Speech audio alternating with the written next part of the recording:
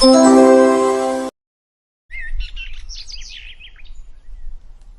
গেলে গো গিন্নি? ওই তুমি।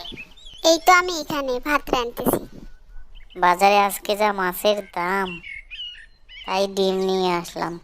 আজকে ডিম দিয়ে তোমার যা মনে চায় তাই করো। ঠিক আছে, ডিমগুলোর নিচে রেখে পুকুরে গিয়ে হাত মুখ ধুয়ে আসো। আমি তোমার জন্য ডিম ও রুটি ভাজতেছি।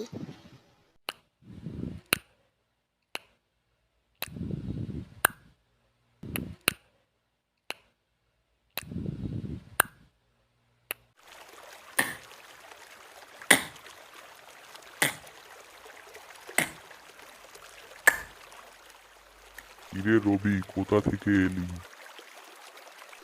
আর বলো না কাকা, বাজারে গিয়েছিলাম, কোনো জিনিসপত্রে হাতই দেওয়া যায় না, দামে আগুন। মাছ মাংস খাওয়া আমাদের মতো গরিব মানুষের জন্য দুঃস্বপ্নই হয়ে গেছে। সেটাই তো দেখছি মনে হয়। তাই আজকে আর মাছ কিনতে পারি নাই, শুধু ডিম নিয়েই বাড়িতে ফিরছি। কি গো, গরম রুটির সাথে ডিম ভাজা কেমন লাগছে?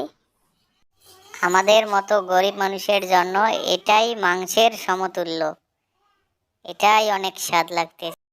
ওগো, তোমাকে একটা কথা বলার ছিল। কি কথা বলো?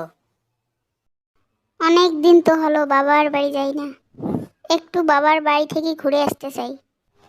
তোমাকেও কিন্তু আমার সাথে যাইতে হবে, একসাথে যেয়ে কয়েকটা দিন থেকে আসবো। ঠিক আছে গিন্নি, 2-4 দিনের মধ্যে কাজ গুছিয়ে তারপরে যাওয়া যাবে।